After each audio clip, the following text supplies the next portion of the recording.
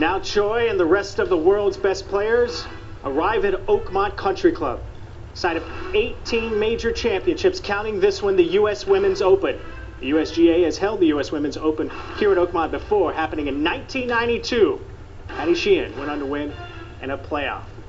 And Tim Rosafort has been in contact with the good people there at Oakmont. And all right, for the guys, we've seen this place set up with a lot of teeth. What can we expect for the ladies this week? Actually, I did one better, Todd. I was up there a week ago today for an event called the Druck SWAT. 2 days later, Mike Davis, USGA course setup man, came in. We exchanged emails. He described Oakmont as the place is magical yet brutally tough. He talked about the imagination and touch you need on the greens.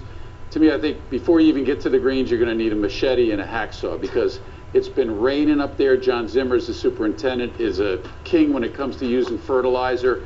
And let me tell you something, between the fescue and the ditches, and they're going to need holes like this. The second hole here, we're looking at the 2007 U.S. Open.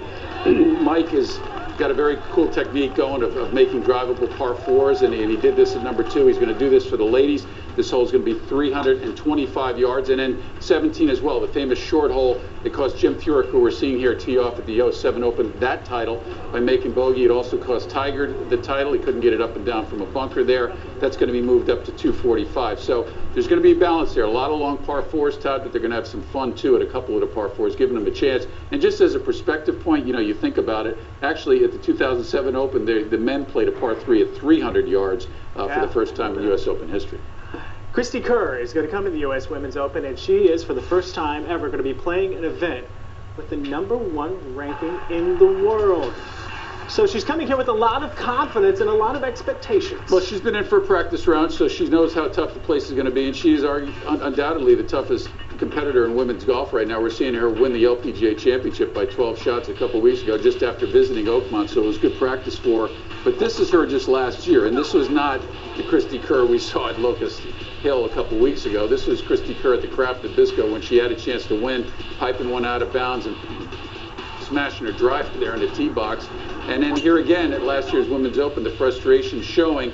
She had the lead in the final round. She blows it here, coming up 18. She's 2 shots down. She ends up losing to Uni G and not happy about it. But the zen that she's been working on must have kicked in because she's obviously in a much better place now than she was a year ago. All right, let's take a look at some prominent tee times for the U.S. Women's Open. And at 7:33, a very good grouping here. Jie Shin, Michelle Wie, Ai Miyazato.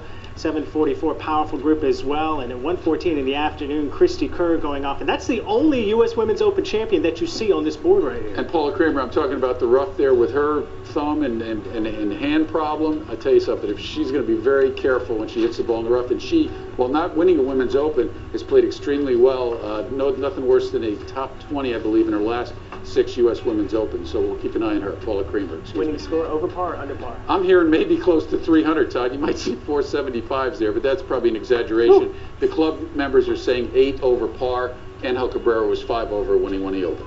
All right, let's move on with his second win in 3 starts to